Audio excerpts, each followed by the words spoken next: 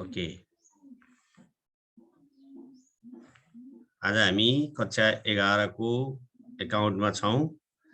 Chapter 13 chapter 13 reserve and provision भन्ने च्याप्टरमा छौं आज हामी भाइ बहिनीहरु। सबै भाइ बहिनीहरुले रिजर्भ एन्ड प्रोभिजन भन्ने च्याप्टर पल्टाउनु होला। हामी रिजर्भ एन्ड प्रोभिजन भन्ने च्याप्टरमा डिस्कसन गर्न खोजिरहेका छौं। Reserve and provision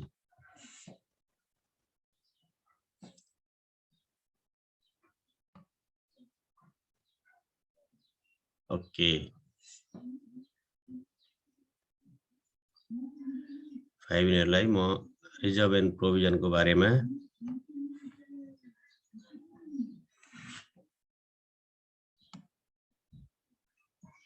okay, chapter 13 reserve and provision, जसलाई नेपालीमा जगेडा तथा प्रावधान वा सञ्चिति तथा व्यवस्था भनेर भनिन्छ।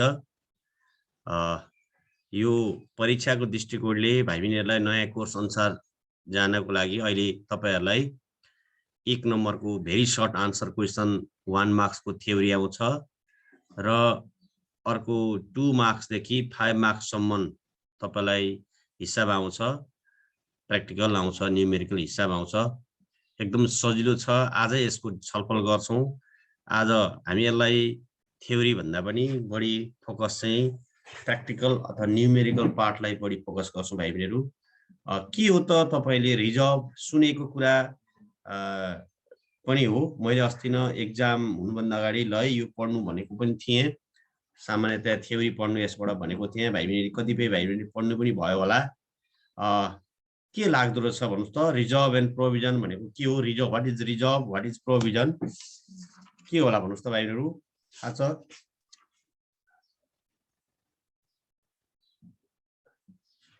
देखिरहनु भएको छ यो स्क्रिन?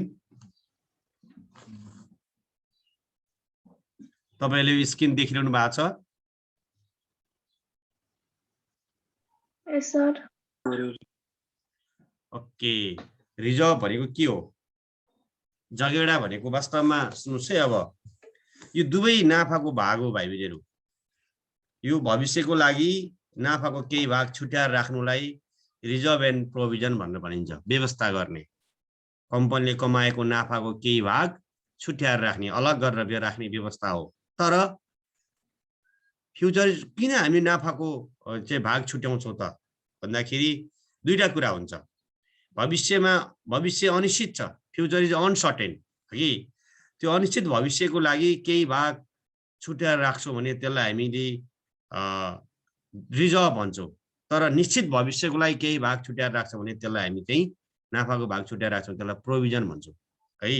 दुवै पार्ट अफ प्रॉफिटै हो। रिजर्भ पनि पार्ट अफ प्रॉफिट हो, प्रोभिजन पनि पार्ट अफ प्रॉफिट हो। भविष्यमा के हुन्छ भन्ने कुरा थाहा नै छैन है। भविष्यमा कुनै पनि कुरा हामीलाई अननोन छ, कुनै पनि कुरा थाहा छैन। तर थाहा नभएको कुरा, अनिश्चित अज्ञात घटनाको कारणबाट हामीले पेमेन्ट गर्नुपर्ने अवस्था हुन सक्छ भनी त्यसको लागि कति रकम छुटाउनु पर्ने हो त्यो थाहा छैन हामीलाई। अननोन घटना त हुन्छ, तर त्यो अननोन रिजल्ट, अननोन परिणाम के हुन्छ भने हामीलाई थाहा छैन भने त्यसको लागि केही रकम हामी छुट्याएर राख्छौं भने त्यसलाई हामीले रिजर्भ भनेर भन्छौं है। Reserve means the amount set aside out of profit and other surpluses which are not earmarked in any way to meet any particular liability known to exist on the date of balance sheet भन्छौं है। William पिकसले यो भन्नुभएको छ। हामीले जगेडा अथवा सञ्चिति भनेको त्यो हो कि जसलाई चाहिँ लेखाविधिको दृष्टिकोणले अज्ञात आकस्मिकता भन्छौं। अज्ञात, थाहा नभएको अज्ञात आकस्मिकता, दायित्व र सम्पत्तिको मूल्यमा आउने कमीको लागि अलग गरिएको नाफाको भागलाई हामी के भन्छौं? जगेडा भनेर भन्छौं है। अज्ञात भयो, नोन, अनसर्टेन, फ्युचर इज अनसर्टेन भनिन्छ हामीहरु। अनिश्चित भविष्यमा जे पनि हुन्छ त भविष्यमा उत्पन्न हुन सक्ने अज्ञात आकस्मिकताको कारणले गर्दा, इमर्जेन्सीको कारणले गर्दा पेमेन्ट गर्नुपर्ने हुनसक्छ, सम्पत्ति घट्न सक्छ। त्यो सम्पत्ति घट्यो भने हामीले भविष्यमा आफ्नो बिजनेसलाई एक्जिस्ट गर्न सक्दैनौँ। त्यस कारणले गर्दा अहिले केही रकम जोगाएर राख्छौँ। भविष्य सम्पत्तिको मूल्य घट्यो भने अर्थात् हामीसँग एसेट्स घट्यो भने उत्पादन गर्न सक्दैनौँ, मेसिन किन्नु पर्ला हैन। यस्ता कुराको लागि केही रकम जोगाएर राख्छौँ भने त्यसलाई रिजर्भ भन्छौँ, जगेडा भन्छौँ। जगेडाको एक्जाम्पलमा क्यापिटल रिजर्भ हुनसक्छ, रेभिन्यू रिजर्भ हुनसक्छ, सेक्रेट रिजर्भ हुनसक्छ। The example of reserve, general reserve, capital reserve, revenue reserve, secret reserve, the example of reserve भन्छौँ है। यो सिम्पल मैले रिजर्भको बारेमा भनी भाइ बहिनीहरूलाई। रिजर्भका विशेषताहरू हुनसक्छ, नाफाबाट सिर्जना गर्ने, अज्ञात दायित्व वा नोक्सानी वहन गर्नेको लागि सिर्जना, यस्ता कुराहरू पार्ट अफ क्यापिटल। यो यसको रिजर्भको फिचरहरू पढ्नु होला, रिजर्भका विशेषताहरू पढ्नु होला। फिचर भनेको विशेषता हो।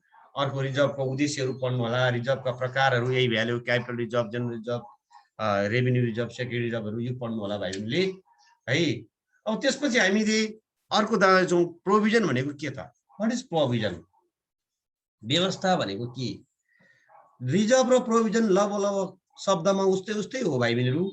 रिजर्भ पनि भनेको पनि भविष्यको लाई नाफाको केही भाग छुट्याएर राख्नु हो भने प्रोभिजन भनेको पनि नाफाको केही भाग छुट्याएर राख्नु हो। तर रिजर्भ भनेको चाहिँ अननोन हैन, कुनै पनि भविष्यमा के हुन्छ भने थाहा छैन,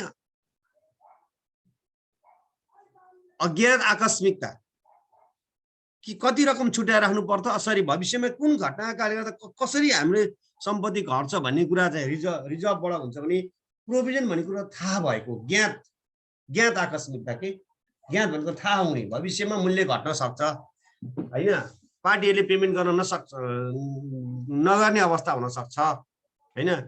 हामीलाई त्यसकारण गर्दा यसलाई हामी यसरी भन्न सक्छौँ, यो चाहिँ के रहेछ त भन्दाखेरि ज्ञात आकस्मिकताको कारण व्यवसायलाई संरक्षण प्राप्त गर्न नाफा नोक्सान खाताबाट कट्टा वा अलग गरिएको रकम हो। ज्ञात आकस्मिकता भनेको थाहा भएको, थाहा हुने, उत्पन्न हुन सक्ने, भविष्यमा उत्पन्न हुन सक्ने ज्ञात आकस्मिकताको कारणबाट व्यवसायलाई संरक्षण प्रदान गर्न नाफा नोक्सान खाताबाट कट्टा गरेको रकम नै के हो?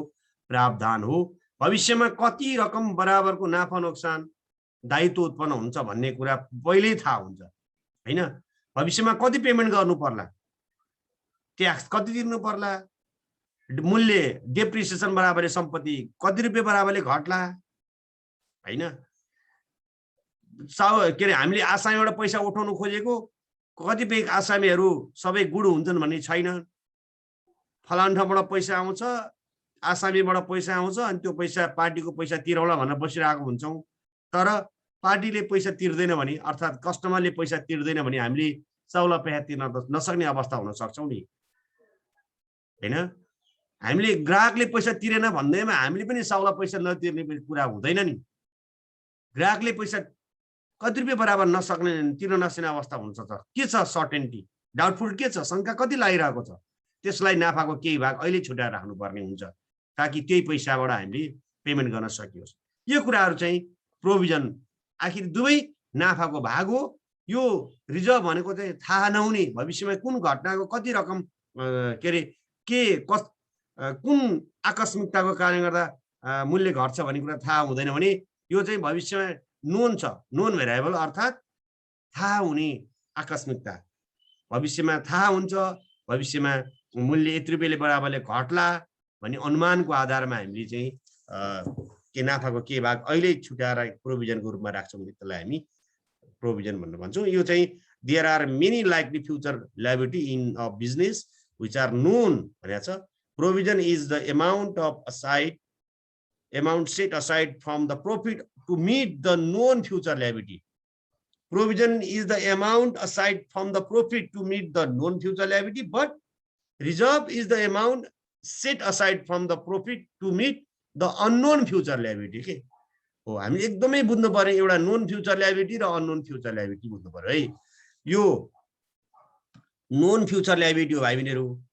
नोन फ्युचर लायबिलिटीको लागि नाफाको केही भाग छुट्याएर राख्छ भने यो जगेडा भएको चाहिँ के हो त भन्दा अननोन फ्युचर लायबिलिटी। भविष्यमा यो कुनै पनि हामीले लायबिलिटी तिर्न to meet any particular liability exist भनेको छ हैन, भनेको कुनै पनि तिर्न नसक्ने अज्ञात यो अज्ञात आकस्मिकताको लागि यो ज्ञात आकस्मिकताको लागि हामीले पेमेन्ट गर्नुपर्ने अवस्था हुन्छ भने त्यसलाई यसरी हामीले रिजर्भ र प्रोभिजनको बारेमा छुट्याउन सक्छौं।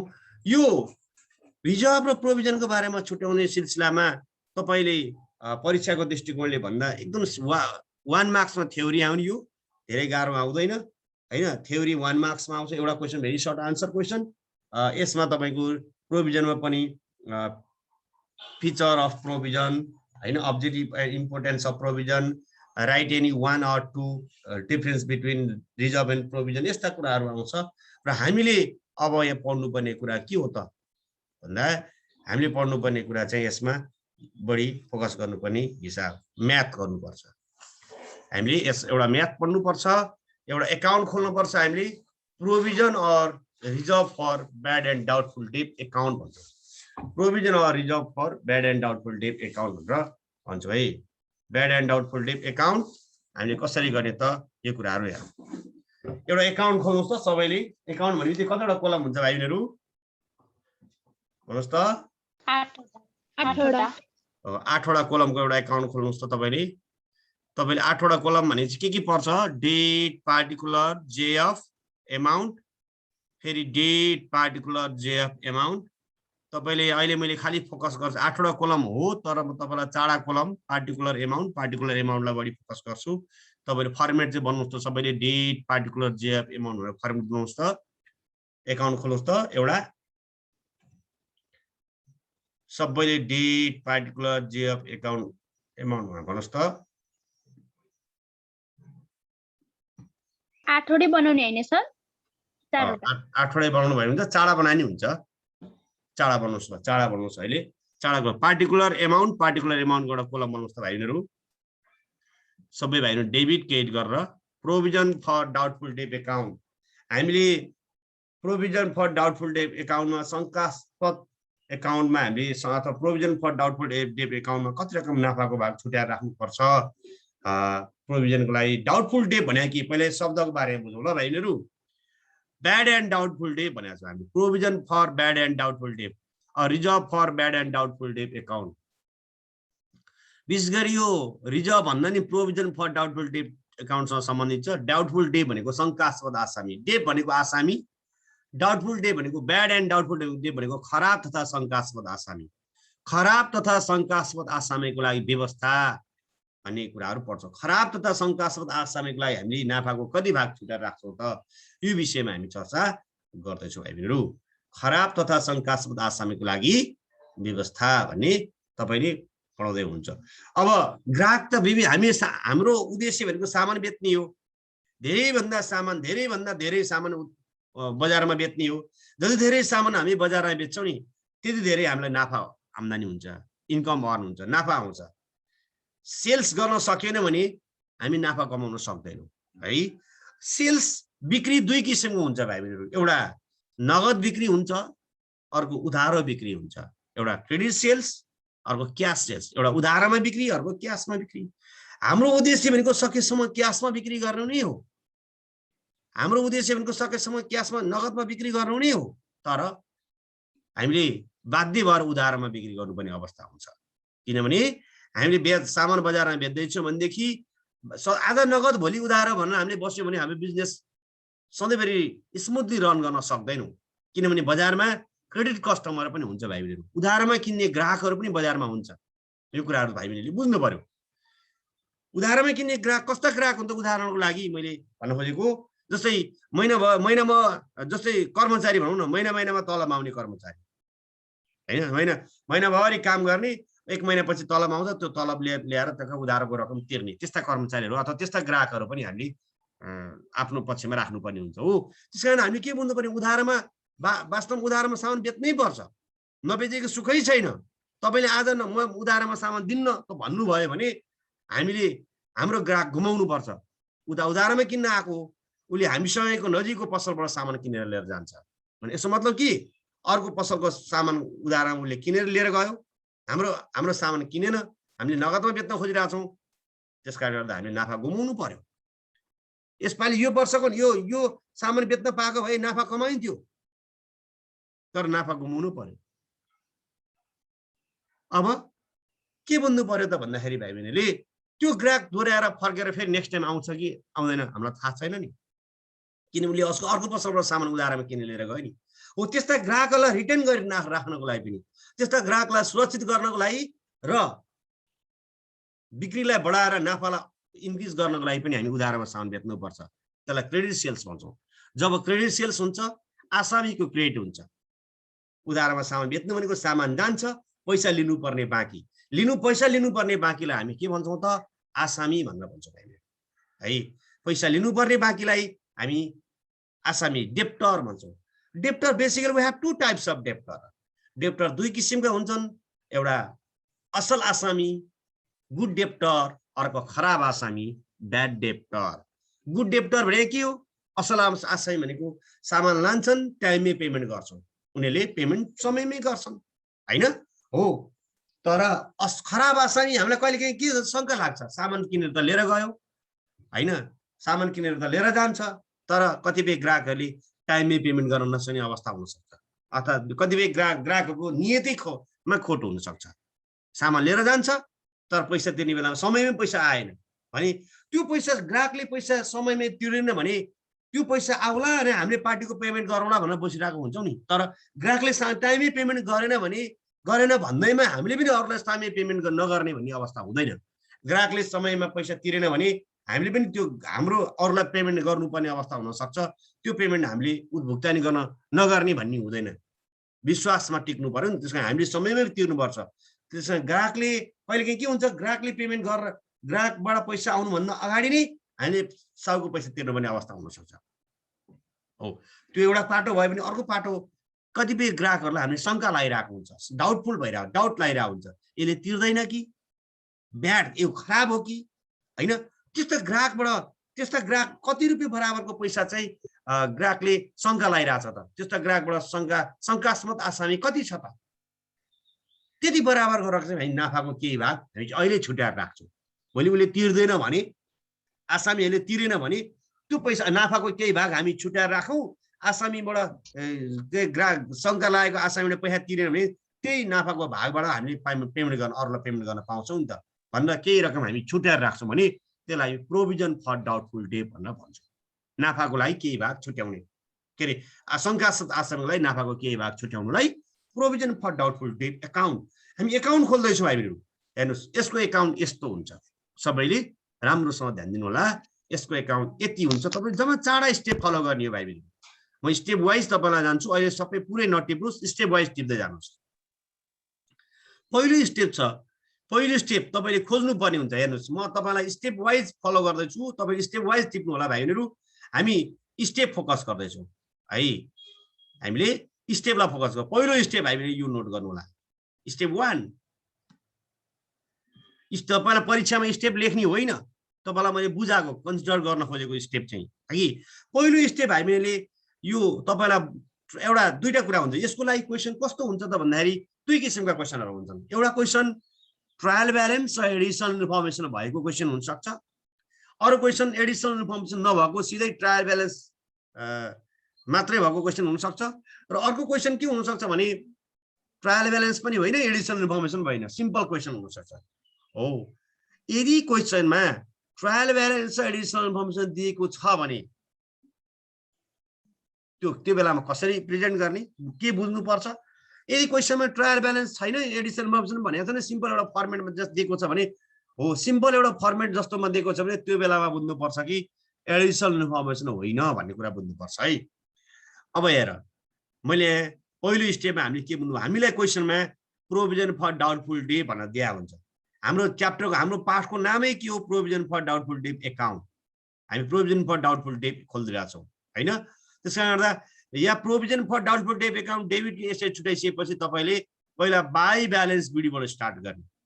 तपाईँले बाई ब्यालेन्स बिडी कति हो त, यो भ्यालु आइडेन्टिफाई गर्नु पर्यो। यो इन्टु भनेको रकम हो, बाई ब्यालेन्स बिडी अर्थात् यो भनेको find opening or old provision for bad debt you have given in credit side of trial balance. तपाईँलाई मैले यो नोट गराइदिएको, नोट गर्नुहोस् तपाईँहरू, स्टेप 1 कपी गर्नु होला।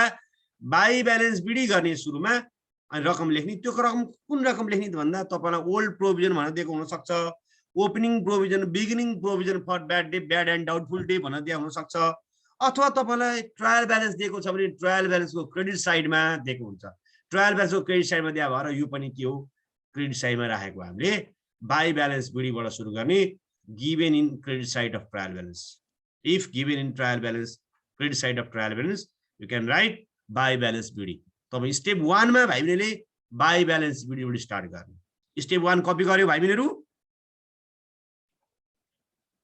स्टेप 1 कपी गर्यो यस सर गुड सर अब स्टेप 2 मा खोजौं भाइ बहिनीहरु स्टेप 2 मा डेबिट साइडमा खर्च ब्याड डेट कसैले डेप्टर रिसिभेबल पनि लेख्छन् कहिले ब्याड डेट लेख्छन् ब्याड डेट दुईटा हुन्छ तपाईलाई थाहा होला ब्याड डेट दुईटा हुन्छ कुन ब्याड डेट हुन्छ भाइ बहिनीहरु भन्नुस् त एउटा ओल्ड ब्याड डेट अरु के हो त न्यू ब्याड डेट खराब आसामी तपाईलाई ट्रायल ब्यालेन्समा दिएको हुन सक्छ old bad debt new bad debt additional information दिएको हुन सक्छ न्यू भनेको फर्दर ब्याड डेट एडिशनल इन्फर्मेसनमा दिएको ओल्ड भनेको ट्रायल ब्यालेन्स दिएको ब्याड डेट है अब हेर एकछिन ट्रायल ब्यालेन्समा दिएको ब्याड डेट हामीले हेर्नुस् ब्याड डेटलाई रिमेम्बर फर ब्याड डेटलाई के कुराहरु तपाईलाई ध्यान दिनु पर्यो दोस्रो सेकेन्ड पार्टमा ब्याड डेट भनेको old bad debt old bad date भनेको के हो bad debt new bad date भनेको के हो बुझाउँछु मैले यो ओल्ड ब्याड डेट भनेको भाइ बहिनीलाई ट्रायल ब्यालेन्समा दिएको हुन सक्छ है ट्रायल ब्यालेन्समा तपाईलाई ओल्ड ब्याड डेट भनेर दिएको हुन सक्छ ट्रायल ब्यालेन्सको पनि कता दिएको हुन्छ डेबिट साइडमा दिएको हुन्छ तपाईलाई ओल्ड न्यू भन्दैन ब्याड डेट भनेर दिएको हुन्छ यो कुराहरु लेख्ने है ब्याड डेट ओल्ड भनेको चाहिँ given in trial balance of given in debit side of trial balance पनि मैले है त्यसैले अर्को हुन्छ हेर्नुस् त भाइहरु bad debt new bad debt further bad debt additional bad debt यो कुरा है यो चाहिँ के हुन्छ given in additional information or adjustment additional information or एडजस्टमेन्टमा दिएको ब्याड डेट चाहिँ के हुन्छ हाम्रो ओल्ड के रे न्यू ब्याड डेट हुन्छ भाइहरु न्यू ब्याड डेट र ओल्ड ब्याड डेट जोडेर टोटल ब्याड डेट भाइहरुले यहाँ लेख्नु पर्छ टोटल ब्याड डेट लेख्नु पर्ने कुराहरु तपाई सेकेन्ड स्टेपमा एकदमै ध्यान दिनु पर्यो भाइहरु सेकेन्ड स्टेपमा तपाईले के गर्ने त सेकेन्ड स्टेपमा के लेख्ने त भन्नुलाई तपाईले बुझ्नु पर्यो है सेकेन्ड स्टेपको कुरा है यहाँ यी सेकेन्ड स्टेप बुझ्नु भयो भाइहरु फर्स्ट स्टेपमा तपाईले ब्यालेन्स बिडी लेख्ने बाई ब्यालेन्स बिडी लेख्ने यो के भनेको के हो त भन्दाखेरि opening balance opening provision for bad debt भनेर क्वेशन दिया हुन्छ यो सार्नी यहाँ कति छ लेख्नु पर्यो सेकेन्ड स्टेपमा टु ब्याड डेट भनेर लेख्ने ब्याड डेट दुईटा हुन्छ भाइहरु एउटा ओल्ड ब्याड डेट अर्को न्यू ब्याड डेट ओल्ड भने के हो यो ओल्ड को ठाउँमा रकम लेख्ने न्यू को ठाउँमा रकम लेख्ने ओल्ड ब्याड डेट कहिलेकाहीँ तपाईलाई न्यू ब्याड डेट नहुन सक्छ छैन भने ओल्ड ब्याड डेट नै यहाँ राख्नु पर्यो न्यू ब्याड डेट भनेको पछाडी आएको एडिशनल इन्फर्मेसन दिएको ब्याड डेटलाई न्यू ब्याड डेट भनिन्छ हैन ओल्ड ब्याड डेट भनेको ट्रायल ब्यालेन्सको डेबिट साइडमा दिएको हुन्छ न्यू ब्याड डेट भनेको एडिशनल इन्फर्मेसनको एडजस्टमेन्टमा दिएको हुन्छ यो कुरा हामीले फाइनल एकाउन्ट पढ्दा पनि व्यापक चर्चा गरेको यो दोस्रो स्टेप भयो कि भाइ बहिनीहरु अब हामी तेस्रो स्टेप जाँदैछौँ भाइ बहिनीहरु एकदमै ध्यान दिनु है थर्ड स्टेप गर्नुको लागि तपाईले यहाँ एउटा फोर्थ स्टेप एउटा रो छोड्नु पर्यो है तपाईलाई सजिलोको लागि हुनु त यो स्टेप 4 तल थर्ड स्टेप माथि गर्न सकिन्छ तर सबभन्दा राम्रो चाहिँ हामी प्रोभिजन फर ब्यालेन्सको ब्याड डेट एकाउन्टको चाहिँ ब्यालेन्स बिडिसिडी आइडेन्टिफाई गर्दैछौँ त्यसकारण हामीले यो निकाल्न खोजिरहेको छौँ भाइ बहिनीहरु हेर्नुस् है एकछिन थर्ड स्टेपमा ख्याल गर्नु होला थर्ड स्टेपमा के गर्ने त भन्दाखेरि to provision reverse provision to balance CD हुनुपर्छ है बिडी भन्छ मिस्टेक छ यसलाई करेक्सन गर्छु म भाइ बहिनीहरु एकछिन यहाँ ध्यान दिनु होला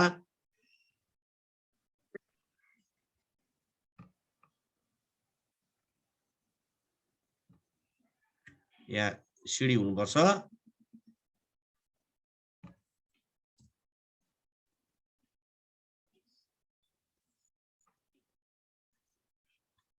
ओके हामी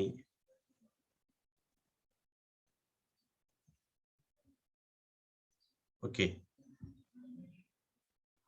यहाँ थियो हामी अब थर्ड स्टेपमा जसरी हामीले पहिलो स्टेपमा चाहिँ बाई ब्यालेन्स बिडीबाट सुरु गर्यो भनेदेखि अब यो भनेको ओपनिङ प्रोभिजन हो भने थर्ड स्टेपमा चाहिँ टु ब्यालेन्स बिडी राख्नु पर्यो लास्टमा थर्ड स्टेपमा स्टेप 3 मा है स्टेप सेकेन्ड स्टेप थर्ड यहाँ राख्छौँ अनि यो भनेको चाहिँ find closing or new provision for bad debt given in additional information additional इन्फर्मेसनमा दिएको प्रोभिजन चाहिँ तपाईले यहाँनिर राख्नु पर्यो एडिसनल इन्फर्मेसनमा तपाईले न्यू प्रोभिजन भन्नु भएको थियो नि फाइनल एकाउन्ट पढ्दाखेरि एडिसनल इन्फर्मेसनमा दिएको प्रोभिजन फर ब्याड डेट चाहिँ हामीले तपाईहरुले भाइ बहिनीले यहाँ राख्नु पर्यो अब एडिसनल इन्फर्मेसन यो भ्यालु कसरी निकाल्ने त यसलाई के भन्नु पर्यो टु ब्यालेन्स सिडी भन्नु पर्छ है अब यो भ्यालु कसरी निकाल्ने त भाइ बहिनीहरु यो एडिसनल इन्फर्मेसन दिएको भ्यालु हामी कसरी निकाल्ने त भन्नलाई हेर्नुस् है एकछिन हेर्नुस् closing or new provision for bad debt भनेको यो हो closing or new provision for bad debt if amount is not given amount दिएको छ भने सर्लक्क राख्ने सिद्धिको अमाउन्ट दिएको छैन तर पर्सेन्टमा दिएको छ भने कसरी निकाल्ने हामीले के पढाएको थियौं याद छ तपाईहरुलाई फाइनल एकाउन्टमा new provision for bad debt कसरी निकाल्ने होला याद छ कसैले भन्न सक्नुहुन्छ फाइनल एकाउन्टमा new provision for bad debt दिएन भने यसरी निकाल्ने पर्सेन्टमा दिएको छ भने है new provision for bad debt भनेको closing provision for bad debt हो यो त तपाईले डेप्टर दिया हुन्छ तपाईलाई डेप्टरलाई रिसिभेबल क्रेडिट कस्टमर पनि भन्छौं आसामी पनि भन्छौं यो ब्यालेन्स शीटको डेबिट साइड सरी ट्रायल ब्यालेन्सको डेबिट साइडमा हुन्छ न्यू ब्याड डेट दिएको छ हुन सक्छ माथि यो माथि न्यू ब्याड डेट हैन डेप्टरबाट न्यू ब्याड डेट घटाएर जति आउँछ पर्सेन्टले मल्टिप्लाई गर्ने त्यस्तै भ्यालु नै हामीले के राख्नु पर्यो यहाँ नै राख्नु पर्यो भाइहरु है यो चाहिँ के हो त थर्ड स्टेपमा राख्नु पर्ने कुरा तपाईले नोट गर्दै जानु होला हामीहरु सबैले closing or new provision for bad debt निकाल्नु पर्यो भने डेप्टरबाट न्यू ब्याड डेट घटाएर जति आउँछ त्यसलाई पर्सेन्टले मल्टिप्लाई गर्ने अनि के निकाल्न सक्नुहुन्छ न्यू प्रोभिजन निकाल्न सक्नुहुन्छ यो न्यू प्रोभिजन भनेको हामी provision for doubtful debt account नै खोल्या भएर न्यू प्रोभिजन लेख्न पाउनु भएन त्यसको ठाउँमा के लेख्नु पर्छ टु ब्यालेन्स सिडी लेख्नु पर्छ यो तपाईले ब्र्याकेटमा लेखेको कुरा लेख्ने होइन है ब्र्याकेटमा लेखेको कुरा परेन खाली यो to balance CD by balance CD के हो त्यो बुझ्नु पर्छ यसै गरेपछि तीनटा स्टेप क्वेशनमा हुन्छ भाइहरु है यो के हुन्छ पहिलो स्टेप बाइ ब्यालेन्स सिडी खोज्ने second step to bad debt खोज्ने ब्याड डेट दुईटा हुन सक्छ ओल्ड र न्यू क्वेशनमा न्यू छैन भने सबै ओल्ड बुझ्नु पर्छ न्यू छैन भने यहाँ पनि तपाईले न्यू ब्याड डेट 0 लेख्नु पर्छ हैन डेप्टरकै डाइरेक्ट पर्सेन्टले मल्टिप्लाई गर्दा भयो अब चौथो स्टेपमा फोर्थ स्टेपमा ब्यालेन्सिङ गर्ने ब्यालेन्सिङ फिगर यदि क्रेडिट साइडमा पुगेन भनेदेखि by estimated bad debt account वा तपाईले बाइ पीएल अकाउन्ट लेख्न सक्नुहुन्छ स्टेप 4 मा हामी स्टेप 4 मा जम्प गरिसक्यौं भाइहरु स्टेप 4 मा हामीले by estimated bad debt account और बाइ पीएल अकाउन्ट लेख्न सक्नुहुन्छ ब्यालेन्स फिगर भनेको यो भ्यालु हाम्रो आन्सर भयो यदि क्रेडिट साइडमा पुगेन भनेदेखि यदि डेबिट साइडमा पुगेन भनेदेखि यहाँ नै लेख्ने एउटा ठाउँ खाली छोडेको थियो नि अहिले हामीले स्टेप 4 को भ्यालु चाहिँ यहाँ प्राय गरेर तपाईले यसलाई यहाँ लास्टमा लेख्न सकिन्छ सकेसम्म स्टेप 4 चाहिँ यही डेबिट साइडमा थप्नु पर्यो भने बीचमा लेख्नु होला किनभने हामी ब्यालेन्स बीडीसीडी गर्छौं नि लास्टमा त्यही भएर लास्टमा बीडीसीडी गरे सीडी गरे हुन्छ नि थपेको भ्यालु भनेर हामी हामी के रे लेजर बनाउँदा विशेष गरी चाहिँ त्यसकारण हामीले के भन्नु पर्यो भने यो डेबिट साइडमा पुग्यो भने by PL to PL account लेख्ने अथवा टु प्रोभिजन रिभर्स अकाउन्ट लेख्ने है डेबिट साइडमा पुग्यो भने to provision reverse account credit साइडमा पुग्यो भने by estimated bad debt account लेख्ने है अनि हाम्रो आन्सर यो रेड मार्क हाम्रो आन्सर हो रेडमा लेखेको छ नि यो चाहिँ हाम्रो आन्सर हो है बुझ्नुभयो भाइ बहिनीहरु हामी पढ्न खोजेको यही हो बुझ्यो हैन फर्मेट बुझ्यौ यति बुझ्यो यतिको तपाईले कहिले 2 कहिले 5 मार्क्स पनि आइदिन सक्छ 5 मार्क्समा आयो भने अलि बढी अर्को फर्मेट दुईटा फर्मेट अर्को थपेर जर्नल सहित आउन सक्छ प्राय 2 मार्क्समा आयो भने यति नै तपाईले गर्ने 2 मार्क्सको फर्मेट हो यो यसमा राम्रोसँग ध्यान दिनु होला बुझ्यौ सर है हामीले यो फर्मेट राम्रोसँग 2/3 इक्वल हुन्छ हैन टोटल टोटल इक्वल बनाउनु पर्यो यो टोटल इक्वल बनाउनु पर्यो इक्वल बनाउनलाई यतापट्टि पुगेन भने क्रेडिट साइडमा पुगेन भनेदेखि by estimated bad debt account गर्ने डेबिट साइडमा पुगेन भनेदेखि टु प्रोभिजन रिभर्स अकाउन्ट गर्ने अथवा टु पीएल अकाउन्ट गर्ने हैन अनि बराबर गर्ने ल सर